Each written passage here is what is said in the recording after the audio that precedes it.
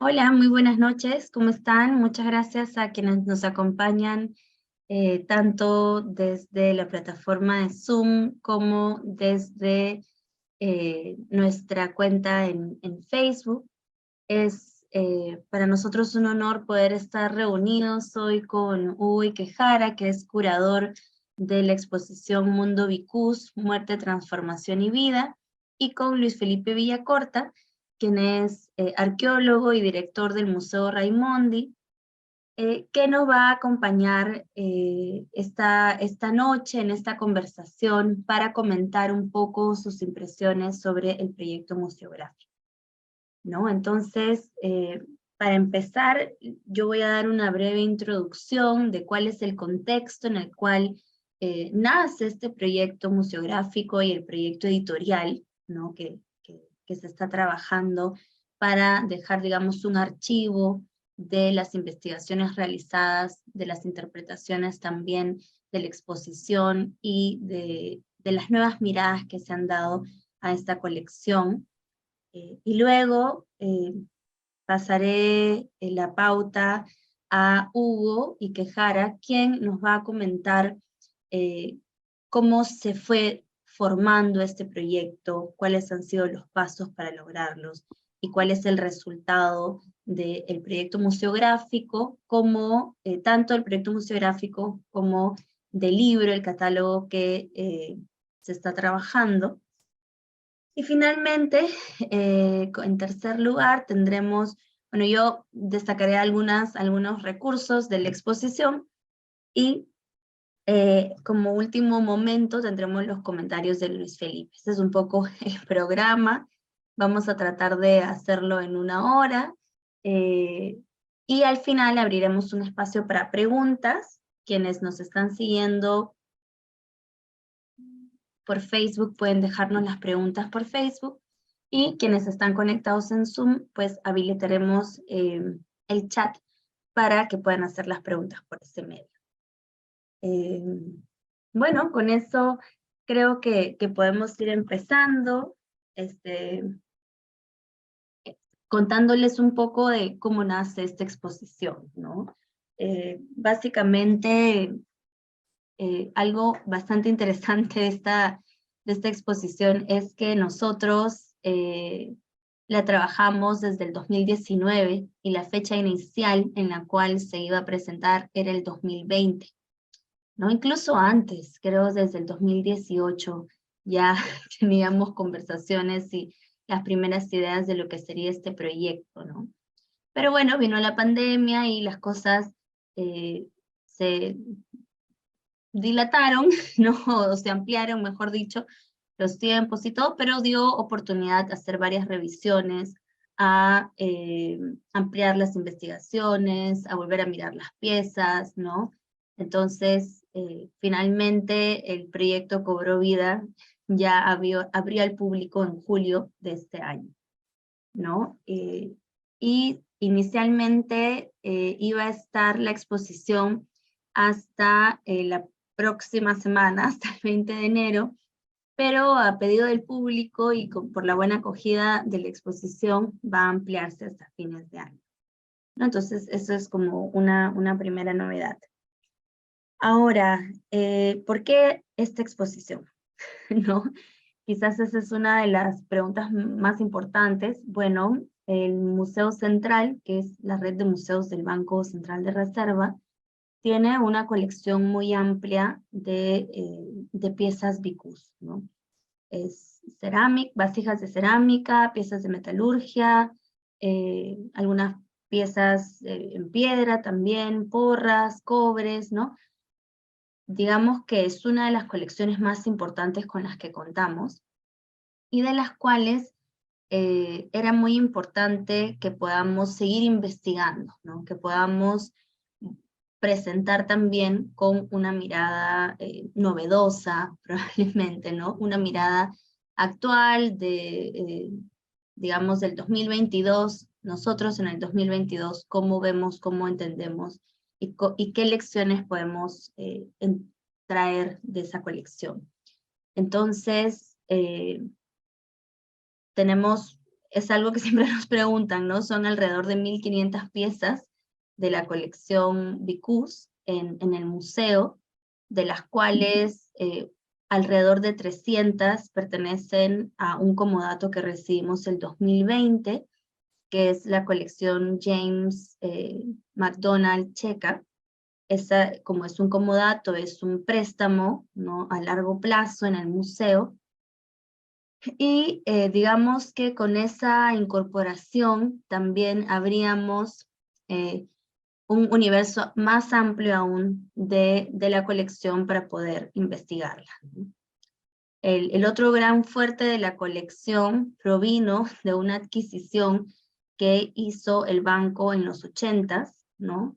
De la cual provenía de la colección Seminario, ¿no? Entonces, digamos, esos fueron los dos grandes momentos en los cuales estas colecciones pasan a formar parte del museo. En su época se publicaron hasta 2 catálogos, ¿no? Pero el más antiguo de esto, digamos, el último que se hizo fue en los años 90. Entonces, ya han pasado muchos años, ¿no?, desde esas investigaciones, y era importante, junto con nuestro programa de exposiciones, poder seguir investigando estas colecciones. Entonces es ahí que contactamos a Hugo Iquejara, con quien ya habíamos trabajado otros proyectos expositivos, como el proyecto Conexiones, que se realizó en el año 2018, y el proyecto de la exposición Nación Imaginar el Perú desde el MUSEM. Entonces, un poco compartíamos con Hugo esta necesidad de mirar a las colecciones arqueológicas, también no solo desde la investigación científica de lo que fueron las excavaciones arqueológicas, sino también como objetos de arte, ¿no? Como obras de arte que pueden, de las cuales se pueden generar muchos significados en base a la observación, ¿no? ¿Qué es lo que nos dicen las piezas?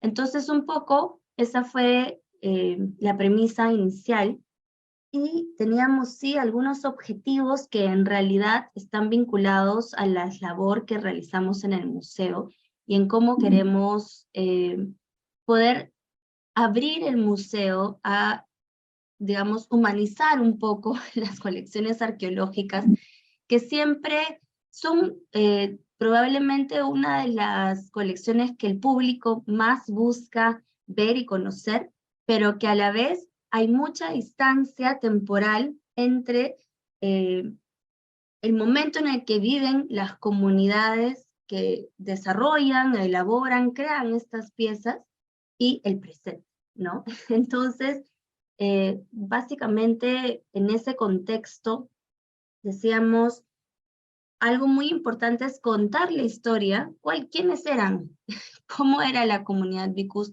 qué podemos aprender de ellos en base a esta gran colección con la que contamos, que, bueno, ahora ven unas imágenes en pantalla, tiene, por ejemplo, mucha representación de animales, ¿no?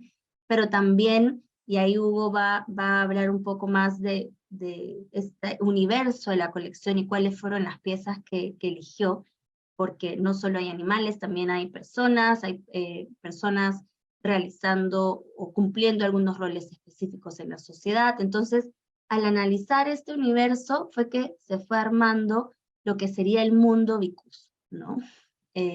Cómo era este mundo en la vida cotidiana, ¿no? Y cómo era este mundo con su paisaje, y también cuáles eran las creencias de estas comunidades ya en torno a la muerte, ¿no? Por eso Hugo insistía mucho en que la palabra muerte y transformación tenían que formar parte del título de la exposición, ¿no? Ahora vemos en pantalla un grupo de piezas que son mujeres, Vicus, ¿no? Que tienen una estética muy específica, muy única, y que justamente en la exposición nos ha ayudado a poder mostrarlas, las diferentes piezas y los diferentes momentos, pero sí con este objetivo que les comentaba, por un lado, de humanizar es decir, de cómo nos vinculamos desde el presente con esta comunidad del pasado, de una región, una provincia específica en el norte, pensándolo desde Lima, ¿no? Que de todas maneras tiene sus complejidades, la lejanía también, muy probablemente la cultura bicús, como se estudia en el colegio, es a la que menos se le dedica espacio en el aprendizaje, ¿no? Se puede estudiar mucho moche, los mochica, Paracas, Nazca, Chavín, pero bicús, si aparece en los textos escolares, pues se le dedica muy poco espacio, en parte por las pocas investigaciones que hay.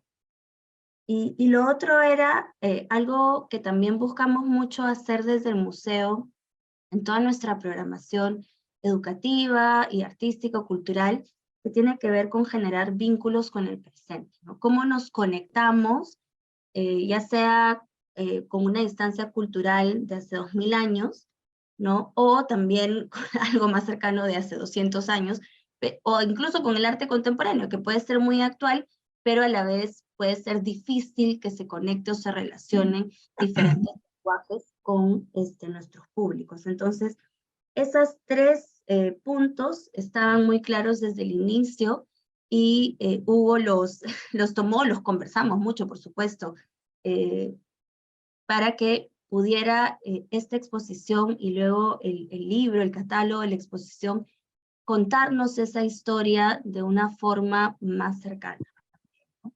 Y por supuesto abriéndonos a las interpretaciones tan interesantes que plantea Hugo, ¿no? Que bueno, que son novedosas ciertamente, ¿no? Luego, algo importante para ya ir cerrando, es que con esta mirada pedagógica que tenemos en el museo, se han desarrollado también diversos recursos, ¿no? Recorridos educativos, un folleto de sala, un mapa. Yo puedo contarles un poco más de esto después, ¿no? Para que Hugo nos cuente ya cómo fue la puesta en escena, ¿no? Cómo contar esto desde el lenguaje museográfico, y luego cómo contarlo también desde el lenguaje escrito a través del catálogo. Bueno, muy bien, entonces, Hugo, déjame leer tu biografía para presentarte, ¿no? Ya les he comentado un poco de él, pero Hugo es curador e investigador Andrew W. Mello, especialista de colecciones en el Museo Metropolitano de Arte de Nueva York. Es bachiller y licenciado en arqueología por la Pontificia Universidad Católica del Perú y obtuvo su máster y su doctorado en antropología en la Universidad de Pittsburgh, Pensilvania, Estados Unidos. Y se ha desempeñado como profesor asistente de antropología en la Pontificia Universidad Católica de Chile en Santiago. Ha sido curador de otras exposiciones en el MUSEM como Conexiones y la exposición Nación Imaginar el Perú desde el MUSEM, ¿no? Entre otros proyectos que viene trabajando también en el Museo Metropolitano de Nueva York, desde donde nos habla. Bueno, gracias Hugo y tienes la palabra. Muchas gracias. Solo una cosa, que no soy curador acá, soy investigador postdoctoral. Muchas gracias, Marifil, y gracias a todos que están presentes en este momento. Y nuevamente quiero agradecer al museo y a su directora por la oportunidad de trabajar con esta colección, que es una de las más interesantes que contiene el banco. Ahora, asumir este proyecto fue un poco complicado, ¿no? Y no porque la colección sea pobre, todo lo contrario, es muy rica, sino porque hay un gran contraste entre lo que se conoce para los bicús, que por ejemplo, lo que conocemos para los mochica, o conocemos para Lima o Nazca, ¿no? Entonces acá había un reto, ¿no? De querer entender esta colección como objetos, ¿no? Que mostraban la expresión artística de una comunidad en el pasado, con muy poca información contextual sobre los mismos. Ahora, pensando en eso, pero también considerando que el Museo Central es un museo de arte, ¿no es cierto? No se intentó hacer una exhibición arqueológica, ¿no? Y eso es algo que a veces comentaba con los periodistas que me entrevistaron, ¿no? No es un proyecto, esto no es una exhibición de proyectos arqueológicos. No estamos mostrando acá proyectos arqueológicos. Sin embargo, los proyectos arqueológicos alimentan, no proveen esa información que se perdió en el momento que estas pistas fueron retiradas de su contexto sin trabajos arqueológicos, ¿no? Entonces, por un lado, tenemos una colección que es muy rica, muy variada, ¿no es cierto? Y que tiene que ser entendida en base a la información que provenía de contextos arqueológicos. Pero, como repito, ¿no?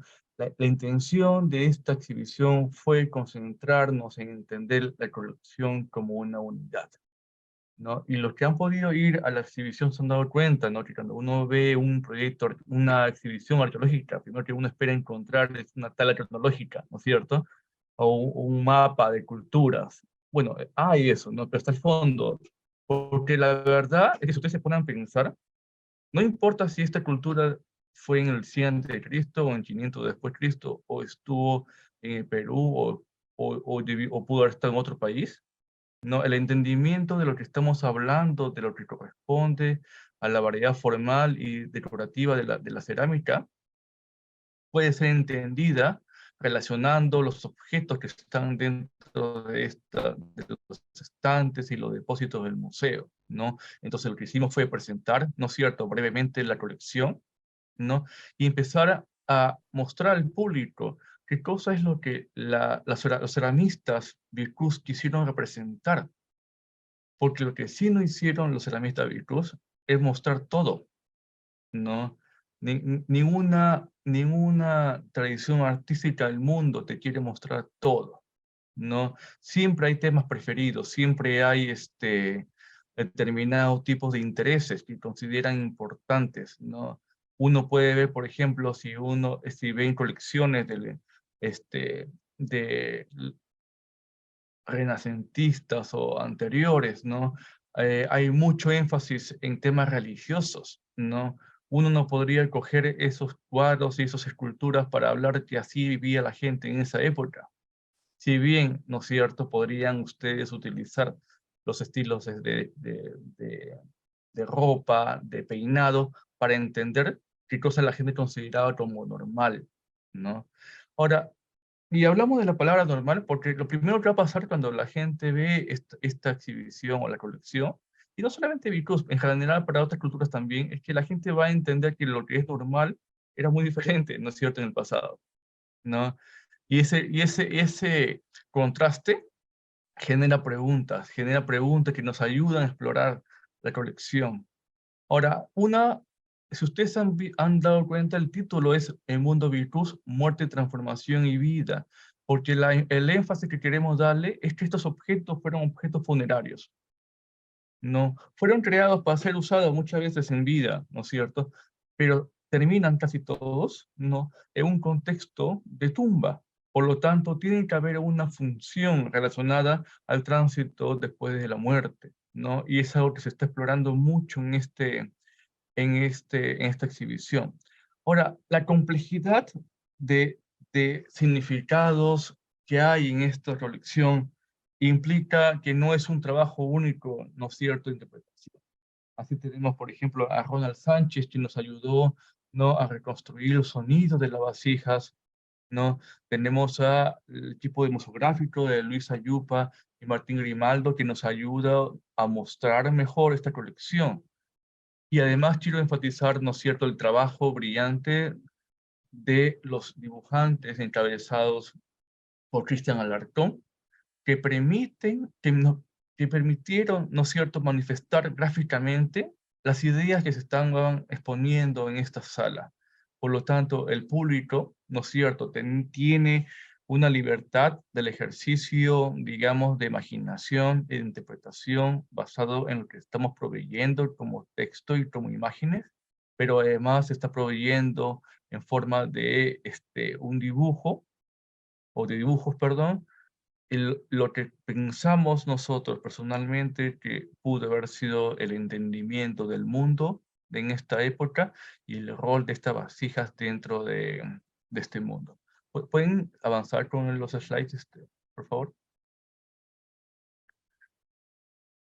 Esta, esta primera sección, ¿no es cierto?, nos muestra que buena parte una parte de la cerámica efectivamente nos puede dar algunas luces acerca de la vida cotidiana, ¿no? Tenemos las casas que fueron representadas en la cerámica, pero también herramientas, armas y poses que la gente, que los artistas materializaron en la cerámica.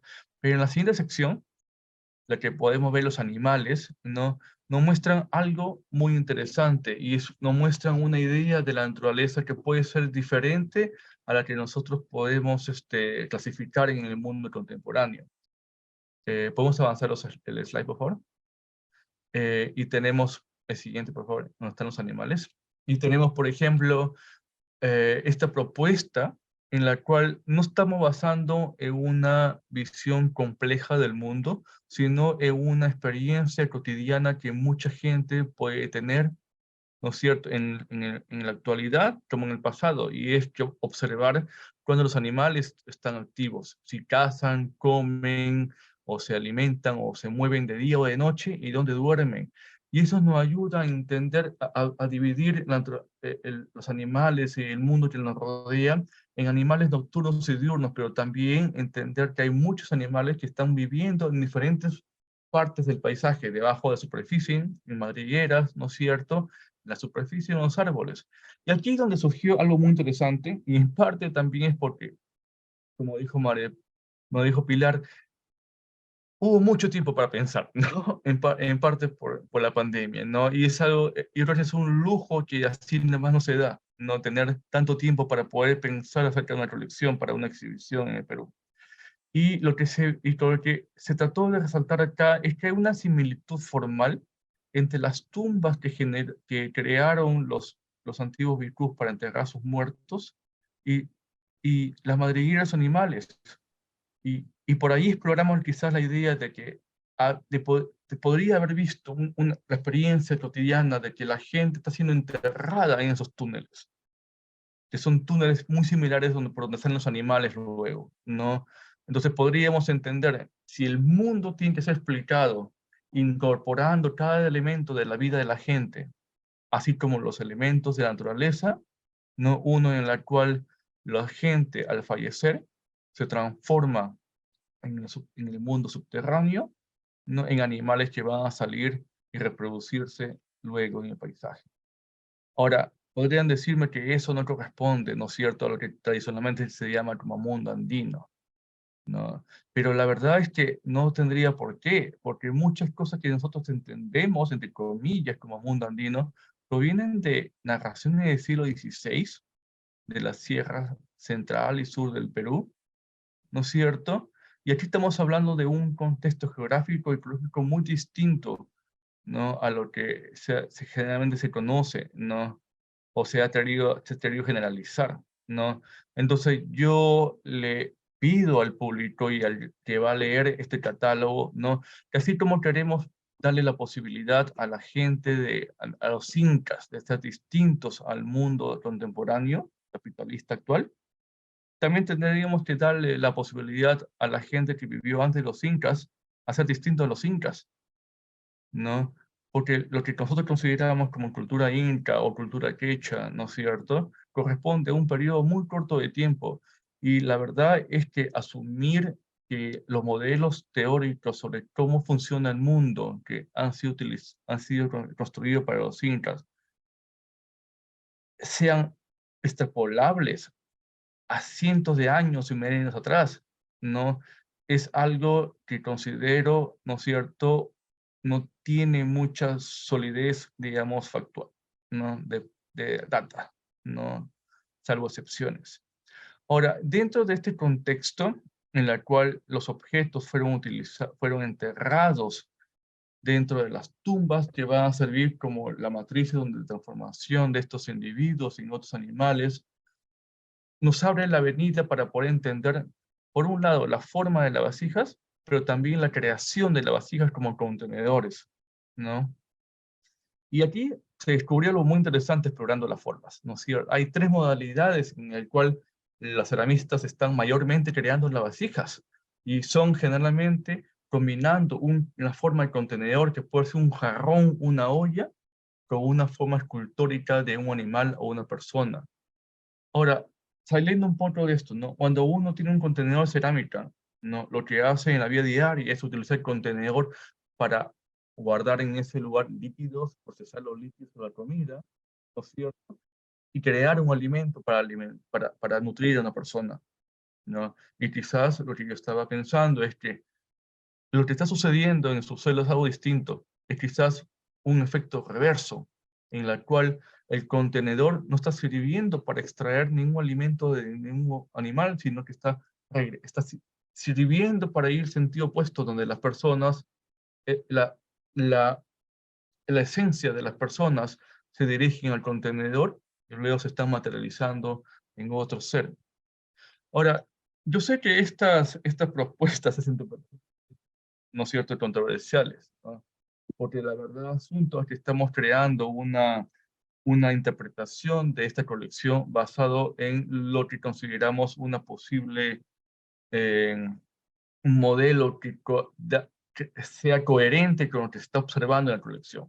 Es una coherencia interna, no está basado en ninguna referencia externa, ¿no? De comparación con otra sociedad o comparación con datos históricos, ¿no? Por lo tanto, yo no estoy diciendo que sea la única verdad, porque puede ser la verdad. Lo que estoy diciendo es que esa es mi interpretación personal de esta cuestión, ¿no? Y que yo lo veo que es más o menos coherente con lo que ustedes pueden observar en la sala y lo que se está observando también en las excavaciones que se pudieron registrar durante los saqueos de los años 60.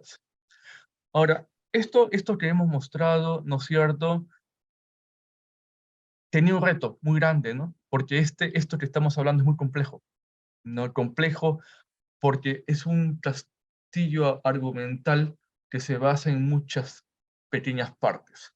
Y ahí fue el gran reto, ¿no?, de transformar esa lectura en algo que sea digerible por el público, pero a la vez dejando libertad al público para que pueda ver otras cosas en la colección, ¿no? Y ahí es donde hubo un gran trabajo entre, ¿no es cierto?, los diseñadores de la sala, los museógrafos, la museógrafa, el museo y el equipo de educación del museo, ¿no?, que hace que esta interpretación, ¿no es cierto?, nos cierre las puertas a un diálogo mucho más amplio, ¿no?, sobre todo con públicos que pueden ser muy variados. Ahora, esto que he hablado hasta el momento es básicamente la conceptualización de la exhibición. El catálogo, que podemos pasar al slide del catálogo, en cambio, se decidió hacer un catálogo un poquito más tradicional, ¿no? Un catálogo en el cual efectivamente primero estamos presentando el contexto temporal y espacial, ¿no? Queremos presentar a la sociedad Vicus, perdón, al estilo Vicus, ¿no? Cómo fue definido, dónde se ubica esta cultura o esta cultura, cómo se relacionan con otros lugares, otras sociedades conocidas como distintas, ¿no es cierto? Pero sobre todo, quisimos, tanto en la exposición como en el catálogo, borrar esa frontera entre Perú y Ecuador, ¿no es cierto? Y ver y extender la comparación con sociedades que están más hacia el norte, ¿no? Para ver que una cosa que vuelve muy peculiar a las sociedades antiguas de Piura, en esta época, es sus intensas relaciones que tuvo con sociedades que hoy día son Ecuador, y que se ve reflejado no solamente, por ejemplo, en la construcción masiva del doble cuerpo, como la forma preferida en el estilo, pero, sino también incluso en la zona alta de Piura, objetos claramente de estilos no norteños, más norteños. ¿Podemos avanzar con los slides? No, el siguiente, por favor. Siguiente. También del catálogo es tratar de mostrar las fotos de los objetos en buena calidad y que incluyen objetos contemporáneos, porque todo el mundo conoce la tradición cerámica, ¿no es cierto?, contemporánea de Piura, pero esta colección cerámica, si bien se ha querido forzar a veces no con el estilo Vicus, ¿no? En realidad corresponde a algo más interesante, corresponde a una apropiación de estas formas y decoración por artistas contemporáneos para crear algo que es básicamente la imaginación y creatividad de estos artistas, como por ejemplo Gerasimos Sosa, que tenemos un ejemplo acá arriba. Igualmente, ¿no es cierto?, luego de explorar esta conexión con los vecinos y la conexión con el presente, empezamos a explorar cada tema que se desarrolló en la exhibición, mostrando, ¿no?, detalles mucho más cuidados de lo que pudimos abarcar en la sala por una cuestión básicamente de espacio, ¿no? María del Pilar puede explicar, este catálogo está todavía en trabajo, estamos finalizando pronto los detalles del catálogo y va a estar disponible muy probablemente a mediados de diciembre, ¿no? Y lo que va a encontrar acá es básicamente el guión entero de la exhibición, ¿no? Pero con un desarrollo mucho más amplio de los temas y una elaboración más completa del argumento que está en la sala y con referencias por si el público o el lector quiere explorar más. Gracias, Pilar. Muchas gracias, Hugo. Yo lo que voy a hacer rápidamente antes de cederle el paso a Luis Felipe es hablar un poco de los recursos que se han creado para la exposición. Tú, Hugo, los mencionaste, ¿no? Hay todo un equipo efectivamente que ha estado detrás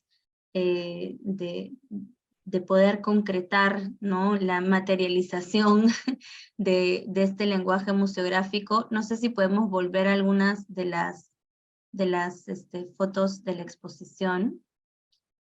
Claro, quizás ahí un poquito más atrás se ve por lo menos la zona educativa, digamos, de la sala, ahí, ¿no? Al fondo pueden ver todo un área que está destinada a la interacción del público con la muestra, que realmente es casi al inicio, no sé si se puede ver, pero está al fondo, ¿no?, esta mesita, un poco porque nos parece fundamental que los visitantes, quienes llegan a la exposición, puedan participar activamente, desarrollar algunos trabajos y que además estas actividades o intervenciones ayuden a mirar la exposición, ayuden a volver a las piezas, ¿no? Entonces, a este espacio le llamamos un espacio para imaginar, un espacio para crear, un espacio para crear. Este es uno de los, digamos, de los recursos que trabajamos con el equipo educativo, con, bueno, Jorge Kishimoto, que ha estado coordinando también toda la exposición, y con Claudia Sánchez del área educativa vimos justamente cuáles serían aquellas invitaciones a la acción que podían invitar al público a la vez a poder elaborar piezas o elaborar algunos textos o ideas de cómo celebran una fiesta ahora, hacer su propia casita Vicus, por ejemplo. Esa es la que ha tenido mucha acogida y prácticamente todos los niños que visitan la exposición se van con su casita Vicus, y también un pequeño cuadernito donde puedes dibujar patrones Vicus, ¿no? Incluso en algunas de las imágenes se ven cómo se ha destacado en la museografía esos patrones, ¿no? El trabajo del diseño museográfico, como comentaba Hugo, ha sido arduo, ¿no? Ha sido largo, un proceso de diálogo entre curadores y museógrafos. Trabajamos con Luisa Yupi, con Martín Grimaldo, y cada detalle, ¿no? Desde la elección del color de la pared, el color del rótulo, pero también aplicando herramientas de interpretación, ¿no? Por ejemplo, hay dos cosas que me gustan destacar, y es que todas las piezas sonoras, todas las vasijas sonoras de la exposición tienen un sticker con una nota musical, ¿no? Que indica que es una pieza sonora. Y no son pocas, quizás un 50% de las piezas en exhibición, un 40%, Hugo mismo las, las probó, digamos, en el montaje, para poder ver efectivamente si es que son sonoras o no, porque que tengan dos cuerpos no necesariamente quiere decir que sea una pieza sonora, ¿no? El trabajo de los textos también hicimos ahí una labor ardua, también con Jorge, con Hugo, varias idas y vueltas del guión, para que los textos que estén en sala sean lo más interpretativos posibles, puedan hablar sin perder la rigurosidad académica o científica, que puedan estar eh, desarrollados de tal forma que puedan ser entendidos por diversos públicos, ¿no? Y hay diversos niveles de textos.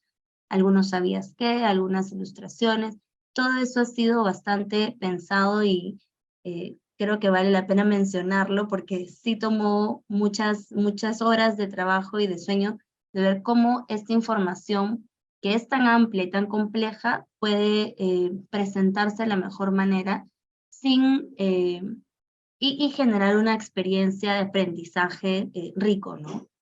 Hugo, ¿quieres? Justo has mencionado algo interesante que quiero contradecir, ¿no? Y es la idea de que de la interpretación es científica, ¿no? Porque no lo es en este caso, porque se ha creado un argumento que no se puede testear necesariamente, ¿no? Y por eso yo decía que esta interpretación que tenemos acá es muy personal, ¿no? No estoy diciendo que es la única forma de entender las piezas, ¿no? No, Pero no, no, sí, considero, yo me refería como a la interpretación de los textos académicos, de académico a más eh, divulgativo, ¿no? sí, Quizás la palabra correcta es un texto más divulgativo. Efectivamente, la interpretación ya del concepto, el contenido curatorial, sí son teorías, básicamente, ¿no? Teorías que en este sentido estás planteando tú en base a todo el análisis que has realizado, ¿no? Bueno, y ya solo para, para terminar así chiquito, hay un mapa de la exposición que también ordena un poco cuál es el recorrido, así que los que visitan los animamos a utilizarlo. Un folleto para familias que también se desarrolló desde el área educativa con acciones específicas para trabajarlo con papás y niños, ¿no? Las familias, para que puedan desde esa mirada explorar. Se trabajaron los audios, ¿no? Hay 3 piezas sonoras, hay 3 piezas, perdón, de las cuales se hizo la grabación, ¿no? Desde la pieza original, y esos audios acompañan al visitante. Curiosamente, algunos escolares de edades menores nos dicen que les da un poco de miedo, ¿no? Porque efectivamente hay una sonoridad un poco ahí ritual fuerte, eh, que acompaña la visita. También se desarrolló un video que trata de qué es una cultura arqueológica, ¿no? Y cada uno de estos recursos ha tomado un buen tiempo desarrollarlos, producirlos. Ahora están en nuestro canal de YouTube, los audios están en Spotify, ¿no? Y las ilustraciones que mencionaste, Hugo, que trabajaste muy de cerca con Cristian Alarcón y con Bruno Alba para, digamos, esto que se está viendo en la cerámica, poder trasladarlo a una ilustración que nos permita como visualizar esta parte más humana de quiénes eran los hombres, las mujeres bicús, cómo era su entorno. Eh, bueno, entonces, dicho esto, sí, le voy a dar pase a Luis Felipe. Gracias, Luis Felipe. Sé que nos hemos demorado un poquito más de la cuenta, pero verás que más de 2 años de trabajo en este proyecto, pues nos dan mucho que hablar. Luis Felipe es licenciado en arqueología de la Pontificia Universidad Católica del Perú, tiene amplia experiencia no solo en curaduría y en museografía, sino también en, bueno, proyectos arqueológicos, ha sido director de Puruchuco, ¿verdad? ¿No? Ha sido viceministro de Patrimonio Cultural también, y ha estado mucho tiempo también vinculado a la obra de Raimondi, ¿no? Como director del Museo Raimondi, realizando investigaciones y publicaciones muy interesantes, también exposiciones, incluso itinerantes a nivel nacional. Entonces, un poco yo creo que Luis Felipe, tú conoces tanto de los lenguajes museográficos, editoriales, como el trabajo desde el museo, así que nos parecía muy, muy importante poder escuchar tus comentarios hoy. Muchas gracias.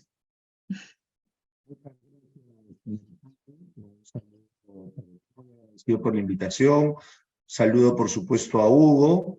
Y bueno, voy a tratar de ser muy breve, comentando, por supuesto, la exposición y de fondo el catálogo.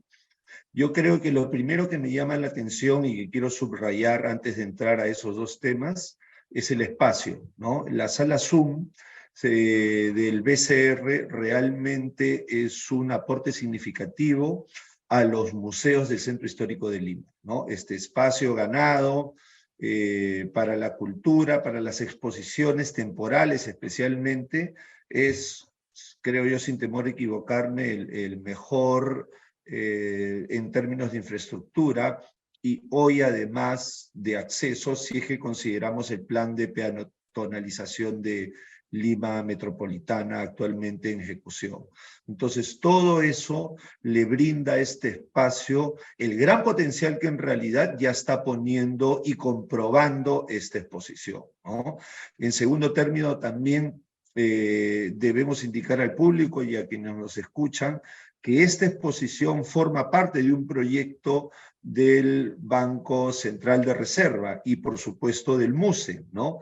Que es el proyecto Nación, que inició ya con la exposición del año pasado y que por supuesto ha continuado con esta y seguro continuará con otras más, por supuesto, hasta el 2024. Entonces, ya hay, digamos, un proyecto, hay un concepto alineado a las celebraciones del Bicentenario, y este concepto tiene, por supuesto, contenidos, pero tiene una vocación museográfica y museológica, tiene curadores y un eje temático articulado que, por supuesto, sumados a este espacio, van a potenciar la oferta cultural del MUSE y, por supuesto, del Centro de Lima. Y felicitaciones por ello.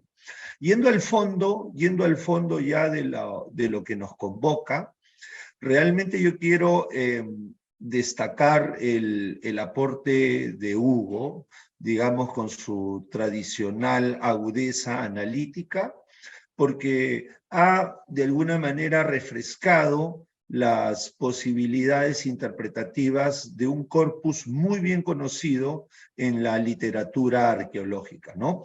Y digo esto porque hay dos catálogos, el que mencionó en Maripil y por supuesto Hugo también, o dos investigaciones, la del año 78, liderada por Lumbreras, y el año 94 por el doctor Makoski y una arista también por el doctor Kaulicke, cada una con publicaciones también específicas sobre los resultados de las excavaciones arqueológicas en Vicús. Luego de esas publicaciones de los años 90, en realidad, no ha habido investigaciones sistemáticas en el área y tampoco, por supuesto, mayores referencias que pudieran enriquecer lo que hasta este momento conocíamos como las posibilidades interpretativas de esta civilización a partir de las colecciones conocidas.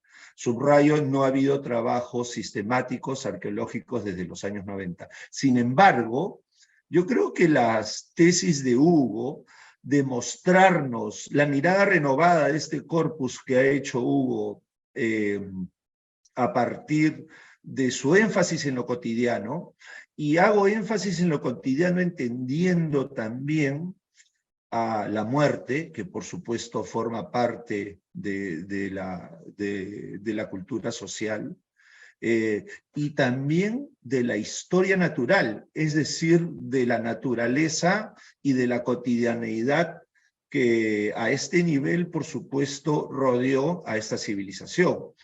Y yo creo que las tesis de Hugo son hasta cierto punto refrescantes, no quiero decir disruptivas, ¿no? Y son igualmente válidas desde el punto de vista de la formulación de hipótesis y merecerán con seguridad en su momento ser consideradas en los futuros proyectos arqueológicos que se hagan en el área, ser consideradas muy seriamente, a mí me fascinan. Y voy a justamente decir por qué. Primero, la manera como inicia Hugo el relato en el catálogo, poniendo a Vicús y a sus vecinos, sacándonos de la zona andina central inmediatamente y poniéndonos a una civilización en relación, además de lo harto conocido Mochica, con, por supuesto, aquellas civilizaciones de Ecuador y la frontera norte de Ecuador y Colombia, ¿no? Me refiero a Tumaco, La Tolita, Jamacoaque, Bahía, Huangala, Jambelí, entre otras, ¿no? Y al ilustrarnos claramente de los intercambios, ¿no? Y los intercambios de Vicús con estas civilizaciones, ¿no? Que de alguna manera, y por supuesto con razón, habían sido hasta cierto punto opacados por los énfasis de los análisis previos en el vínculo con lo sureño, entre comillas digo con lo peruano, representado por la cultura moche. No es que no lo hayan dicho antes, por supuesto, pero sí nos revela este vínculo con una zona ya bastante lejana del área, como lo llamaba Bennett, de cotradición andina, ¿no?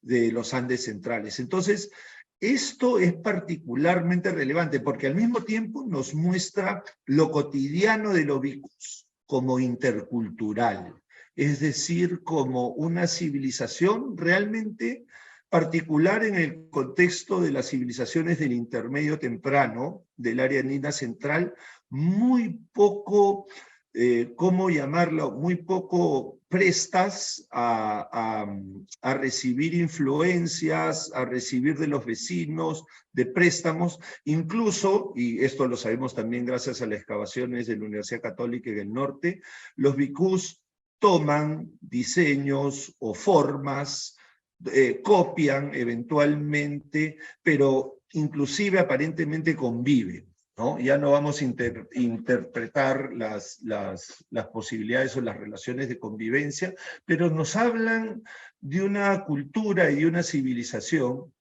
que primero de alguna manera tiene conciencia de su posición de nudo de caminos, quiero robar el término de Lumbreras, porque esto es bien interesante si nosotros tenemos en cuenta que este vínculo de bisagra, si podríamos llamar así, de los vicus con el norte, pero no dejemos de pensar también en lo que pudiera representar a través de las civilizaciones, por supuesto, del Ecuador con el oriente, es decir, con la selva, con la llanura amazónica, ¿no?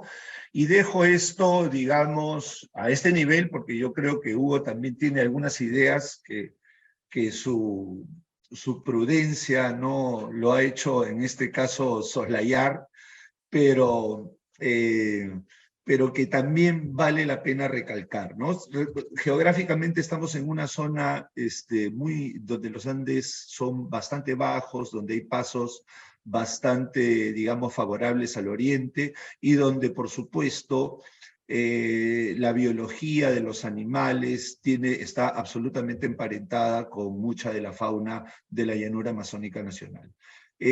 Yo quiero también subrayar el hecho fascinante de la interpretación de la muerte y la transformación de probablemente los difuntos en estos animales cuya conducta o condición biológica los hacen pues tener sus madrigueras o tener sus guaridas en el subsuelo.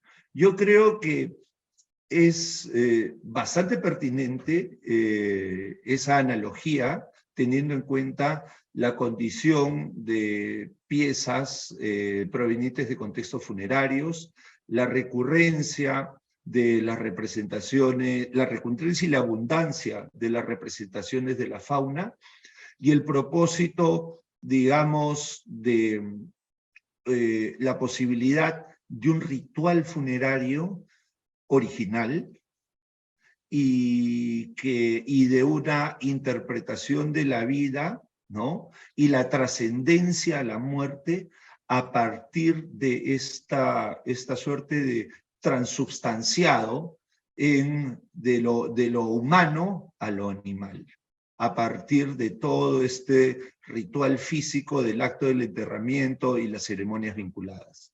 Yo creo que es una tesis bastante seductora, es una tesis que además reta irónicamente a cierto nivel, por supuesto, lo que significa una cultura arqueológica entendida como una civilización muerta, porque esa interpretación justamente, o mejor dicho, podemos imaginar hoy en día la vida o la manera de pensar la muerte gracias a la interpretación de Hugo a partir de la conducta biológica de los animales, del bestiario piurano, como lo llama el autor, ¿no?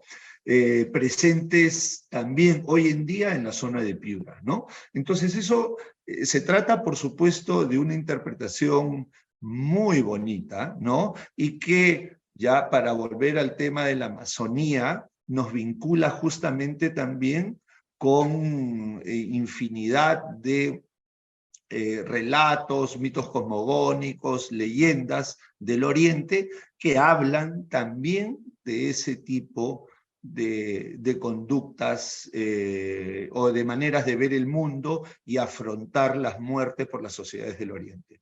Entonces, celebro esta exposición, felicito al MUSEN, a su equipo profesional liderado por su directora Mariel Pilar, por supuesto al curador Hugo. Yo creo que el valor de esta exposición, y más allá, por supuesto, son muchísimos los criterios a elogiar, pero yo creo que el core interpretativo, el núcleo interpretativo, es un refresco en la interpretación de las posibilidades que brinda esta colección y la arqueología vicus en general. Y que bueno, ya lo ha dicho Hugo, ¿no? También, que la única manera de trascender el momento en el que nos encontramos en los estudios de vicus es simplemente iniciar investigaciones arqueológicas sistemáticas en el área que ojalá ocurran y que tengan también una mirada analítica, por supuesto, con las relaciones con las civilizaciones ecuatorianas y, por supuesto, con aquellas que se encontraban del otro lado de la cordillera. Muchísimas gracias y renovadas felicitaciones al curador y al equipo dirigido por Mariel Pilar. Muchísimas gracias a ambos. Gracias. Muchas gracias, Luis Felipe. Yo me imagino, Hugo, que vas a tener alguna respuesta a los comentarios de Luis Felipe, pero antes de eso quizás podemos abrir el espacio a preguntas, de manera que mientras que vas contestando, les invitamos a todos quienes quieran hacer alguna pregunta, utilizar el chat o por Facebook también dejarnos su pregunta para iniciar un poco la etapa de conversación. Bueno. Hugo. Sí, para estar estaba apagado el micrófono. Bueno, muchas gracias, María Pilar, a Luis Felipe, por las palabras.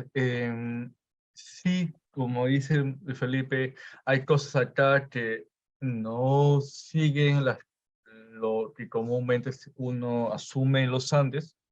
Por ejemplo, si los cuerpos de los individuos, si los muertos están regresando, ¿no es cierto?, a convivir con los vivos, ¿dónde ubicamos el culto de ancestros en esta sociedad?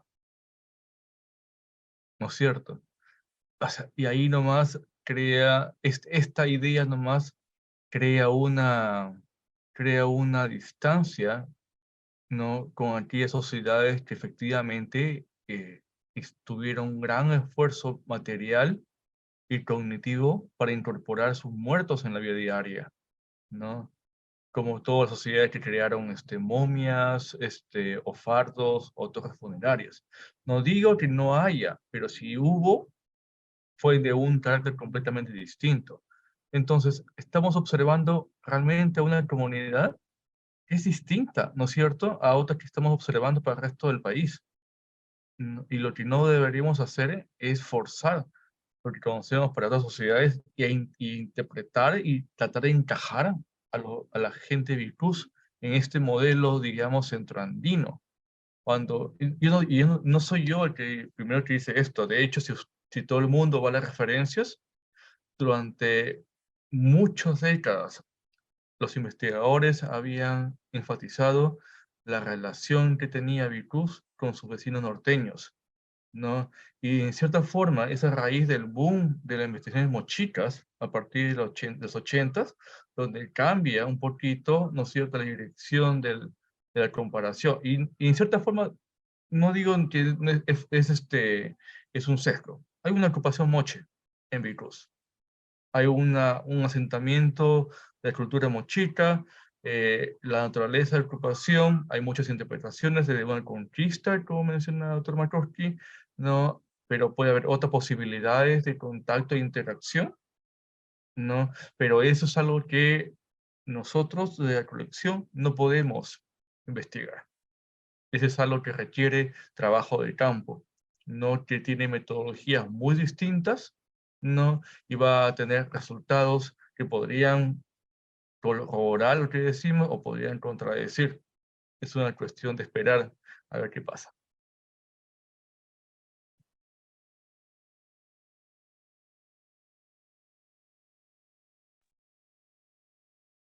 Muchas gracias. No tenemos por el momento ninguna pregunta del público. Solo aquí una participante, Laura, nos felicita por la exposición. A mí me parece que hay varias cosas bien interesantes que han dicho ambos.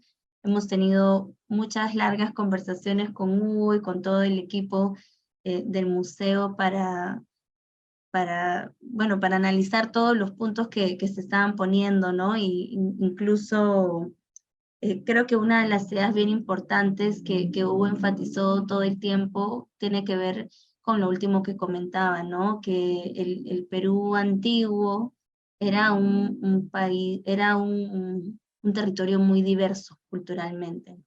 Entonces, no pretender como hablar de una cultura panandina, creo que ha sido, digamos, uno de los criterios básicos para poder mirar esta exposición y entender estas comunidades vicus como una comunidad bastante única, ¿no? Con desde formas de estética, que podrían ser estética corporal o personal muy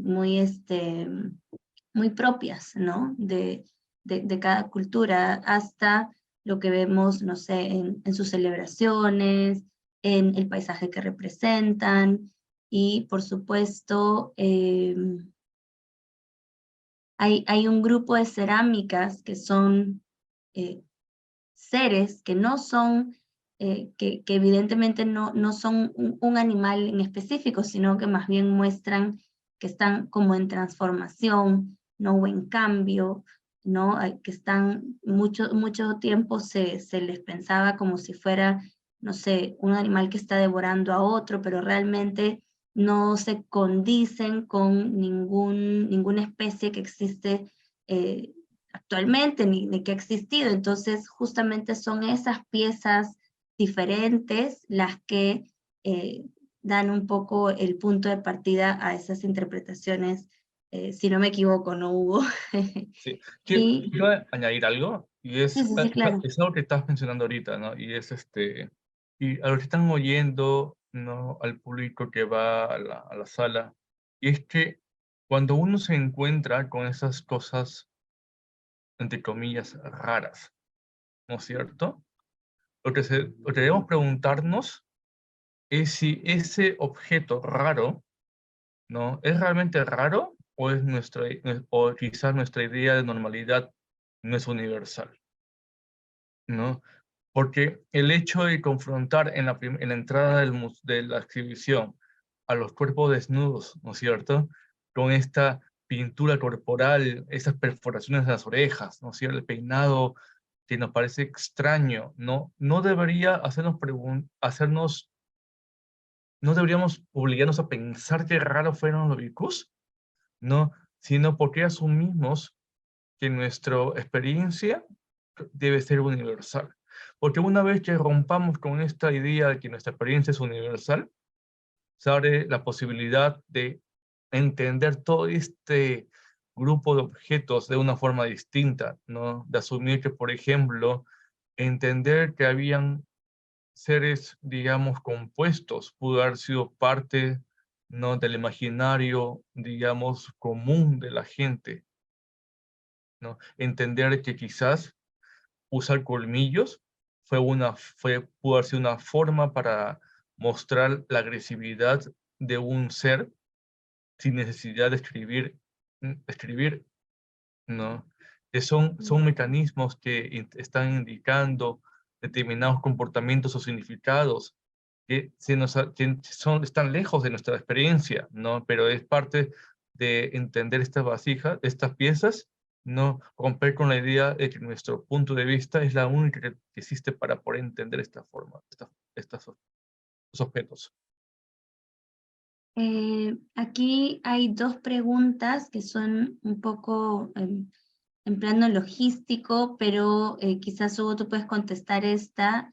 Nos dice que hasta cuándo estará la exposición o si es permanente, ¿no? Esa te la respondo yo. La exposición va a estar hasta el 15 de enero, es una exposición temporal, pero sí vamos a publicar en el próximo mes el recorrido 360 grados de la exposición, es decir, va a haber un registro virtual de la exposición. Y luego la pregunta que nos hace Caro, y ahí sí Hugo, tú la puedes contestar, es que si son piezas nuevas. ¿A qué se refiere con nuevas exactamente? Si son piezas nuevas, no, pues no. Estás sin audio, estás sin audio. Pues no sé a qué se refiere Caro Acosta con piezas nuevas, pero digamos que la mayoría de las piezas que tenemos en la exhibición son piezas que fueron fabricadas, ¿no?, entre el 100, 200 antes de Cristo y el 500, 600 después de Cristo, ¿no es cierto? Ah, ok. Sí, casi todas las piezas que estamos viendo en exhibición son piezas que se están exhibiendo por primera vez en el museo, porque han estado en el depósito, pero hay muchas piezas que han sido publicadas antes en los catálogos que menciona Luis Felipe, que fueron los catálogos editados por Luis Guillermo Lumbreras, cuando esta colección la colección seminario pertenecía al Banco Popular, ¿no? Luego en el catálogo del 88, si no me equivoco la fecha, que también fue editado por Lumbreras, cuando era parte ya del BCR, ¿no? Y algunos fueron publicados en el libro Vicus, editado por Krzysztof Markowski.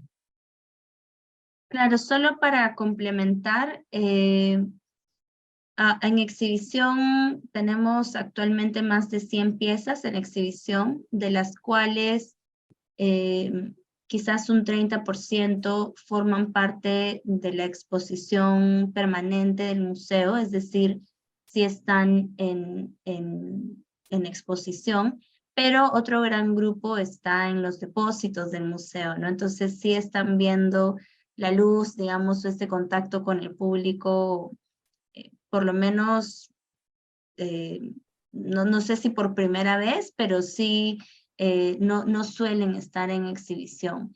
Y es una exposición temporal, ojo, va a estar hasta el 15 de enero, ¿no? Acá nos preguntan si es permanente, muchos nos preguntan... Muchos nos preguntan si es que ya se queda la sala Vicus por siempre, ¿no? Parece que hay un interés, pero lamentablemente esta es nuestra sala de exposiciones temporales. Por ahí, contestando la primera pregunta que se nos quedó más arriba de Gustavo, Venezuela nos preguntaba si es que esta exposición va a rotar a otros museos a nivel nacional o internacional. Bueno, en principio no tenemos ninguna solicitud para visitar otros países, pero sí tenemos una sede en Piura, que es el Museo Piura, en el cual actualmente hay una sala dedicada a cerámica y a metalurgia Vicús, ¿no? A contar un poco la historia de Vicús, y tenemos en plan a mediano plazo que parte de estas piezas y también de esta narrativa pueda exhibirse de forma permanente en Piura. Es un proyecto, como les digo, a mediano plazo, porque como verán, hacer montajes de salas, infraestructura y todo esto no es algo inmediato, ¿no? Pero sí, algunas de estas piezas tendrán su destino final en Piura con esta narrativa, ¿no? Tenemos también una pregunta de Facebook. Nos dicen si los Vicús son herederos de los, bueno, dice Chorrea, pero dice Chorrea en Ecuador, Chorrera, en Ecuador. Y también nos preguntan, sí, Chorrera en Ecuador. Nos pregunta Carlos Campos. Ya, algo que quería, que queríamos mostrar, ¿no es cierto? Es que, por una parte, durante décadas, cuando los arqueólogos trabajaban con los objetos o la cerámica que sacaban de excavaciones en la zona de Piura, ¿no? Muchos mencionan que, según lo que estaban viendo, habían similitudes con las cerámicas contemporáneas a Vicús en Ecuador. Es decir, Chorrera es más antiguo, ¿ok? Estamos hablando de contemporaneidad con Huangala, Jambelí, no, Jamacuac, ¿ok? Ahora, pero lo que estamos observando, dentro de esta colección, es que hay esta forma muy popular en Vicús, que es el doble cuerpo conectado con un tubo en la parte de abajo y un puente encima, ¿no? Que sí, se ve bastante también en otras culturas, gallinazo, no se ve en otras sociedades, en otros estilos peruanos. Pero la Quizás verdad es podemos que mostrar alguna diapositiva de eso. No sé si sí, se puede poner. creo que en la parte de atrás está. Y lo que puedo decir es que ese doble cuerpo con tubo y con un puente, el antecedente que encontramos es en Chorrera. Ya. Si los Vicús son los herederos de Chorreras, yo creo que los herederos de Chorreras son los que vinieron después de los Chorreras en la misma zona. Me refiero a Huangala, Bahía, ¿no? Lo que sí podríamos decir es que esa forma que nació muy probablemente en Ecuador se populariza, ¿no? Tanto en la costa ecuatoriana como en la costa norte del Perú, ¿no? Llegando incluso, ¿no?, a la costa central a veces. Pero no es que sean los herederos de Chorrera. Los herederos de Chorrera, si queremos hablar desde el punto de vista así de población que desciende, son las sociedades que vivían en el territorio donde estaba Chorrera, es decir, Huangala, Bahía, ¿no? Pero sí se llega a esta influencia de estas formas en la zona de Piura. Esa, pues, esa vasija es Chorrera, como ven acá tienen el doble cuerpo con el túnel y el asa encima, ¿no? Y esa pieza, yo no puedo equivocarme, pero no recuerdo ninguna pieza de esa forma en los Andes del Perú o la costa peruana antes del 500 a.C., ¿no? Entonces vemos claramente que esa forma tiene un antecedente en la costa ecuatoriana, pero no, yo no estoy diciendo en un momento y no creo que los Vicús sean los descendientes o herederos del Chorrera, ¿no? Los estilos artísticos se pueden copiar, ¿no? Las formas se pueden copiar, se pueden transmitir porque son conocimientos, no dependen del ADN de la gente.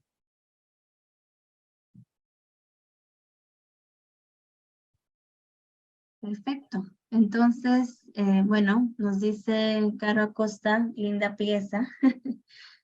No sé, Luis Felipe, si tienes algún comentario adicional, alguna pregunta. Quisiera presentación a una reflexión sobre la importancia de esta exposición como un ejemplo muy didáctico de una museografía puesta al servicio de la intermediación.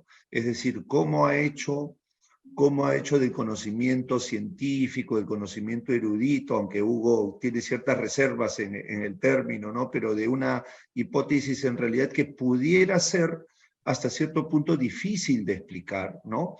Pero cómo los recursos museográficos, la manera como ha sido planteada la exposición, por supuesto el lenguaje didáctico del que tú has hablado y el soporte gráfico que la acompaña, ¿no? Junto por supuesto con la disposición, permiten que realmente el público valore y entienda la propuesta de interpretación de, en este caso, del curador respecto, digamos, de la posibilidad de que este retorno a la vida de los difuntos a partir de las formas y de la vida de los animales que habitaban, pues, o que habitan hasta el día de hoy, el subsuelo que utilizan, sus madrigueras, estas analogías también de las formas de las botas y el tipo digamos, de madrigueras y, por supuesto, lo que llaman los campesinos los nidos o las partes, digamos, ya más íntimas de estas madrigueras y la analogía con que existe o que hace Hugo respecto de las formas de las tumbas bicús, ¿no? Entonces, yo creo que el visitante va a tener una experiencia, digamos, realmente 360, que va a permitir entender una hipótesis tan interesante como ya la mencionada, pero al mismo tiempo va a poder apreciar un mundo que ya no existe a partir de la excelente conceptualización y representación de esa lámina que estamos viendo en ese momento, ¿no? Que es absolutamente vehicular de lo que aparece representado en la cultura material bicús y por supuesto y lo que se aprecia en la sala, ¿no? Entonces, cuando yo comencé esta intervención y hablaba, entre comillas, de la interculturalidad de esta civilización, Hugo me hizo notar la presencia de los jamacoaque y de los moche mezclados entre los bicús, ¿no? Cada uno con sus propios atuendos, ¿no? Y en rol, digamos, de intercambio o de presencia simplemente en esta civilización. Y esas son interpretaciones que nos sacan un poco del cuadro críptico de estas culturas cerradas, estáticas, monolíticas, que dominan hasta cierto punto un poco el imaginario de lo prehispánico en nuestro país. Entonces, a mí me parece que la exposición desde ese punto de vista, desde el punto de vista museológico y museográfico, está también muy bien lograda. Y hago pues una invitación a aquellas que no han tenido la oportunidad de verla, a visitarla, ¿no? Y disfrutarla. Ya se avisó que va hasta el 15 de enero y es una muy bonito tiempo para ir con familia hacia un centro también que cada vez está mejor y más recuperado. Muchas gracias, Luis Felipe. Gracias por invitar también al público. Yo justamente quería ir cerrando un poco con eso. No sé, Hugo, si tienes alguna palabra final también, o si ya se dijo todo. No solamente agradecer a todo el mundo, al público, a ustedes en el museo, a Luis Felipe. Bueno, estoy eternamente agradecido a Cristian de este dibujo tan increíble que hizo, que yo creo que ayuda a todo el mundo, incluyéndome, ¿no? A entender lo que queremos decir, ¿no? Perfecto, sí, realmente es un gran aporte y por supuesto que el dibujo va a estar presente también en el catálogo, ¿no? Un poco diseccionado también, vinculando cuáles son las piezas de cerámica que inspiran a cada uno de los personajes y escenas de este mundo Vicus, ¿no? Entonces, solamente como para datos logísticos importantes, el museo abre de martes a domingo, de 9 de la mañana a 5 de la tarde, el ingreso es absolutamente gratuito. Visítennos si es que desean visitarnos con algún grupo escolar o universitario, de instituto, o algún grupo mayor de 10 personas, pueden hacer la reserva de grupos. Tenemos 2 recorridos especializados en Vicus. Uno justamente sobre el tema de la fiesta Vicus, ¿no? Y ahí se destaca todo lo vinculado a ese tema.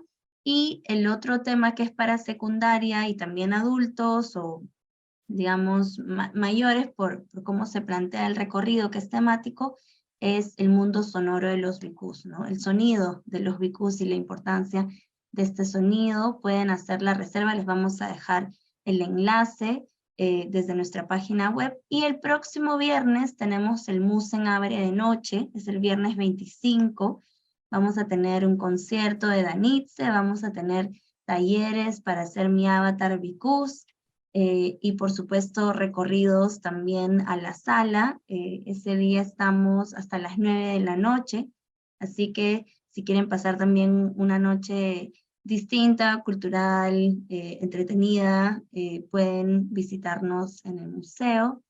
Y estamos, bueno, siempre en las redes sociales para cualquier consulta que tengan. Sí, Luis Felipe. Felicito la iniciativa de contemplar la posibilidad de llevar esta exposición a Piura. ¿Ah?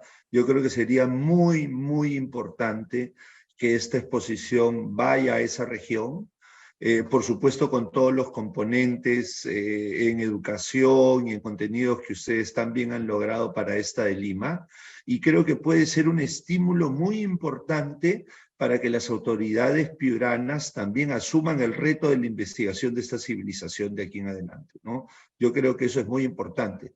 Además, tú eres piurana, pero no le digo a nadie. Yo soy piuranísima, por supuesto, eso no es ningún secreto.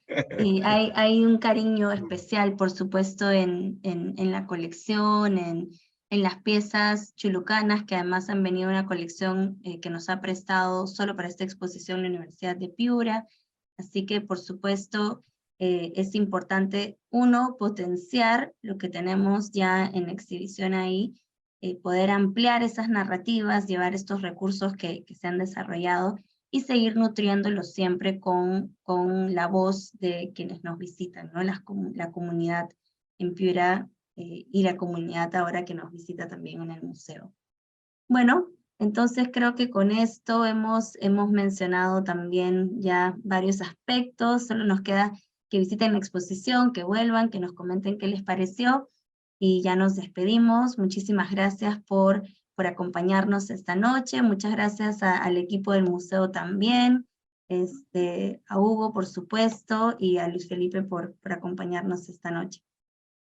Muy bien, nos vemos entonces. Hasta luego.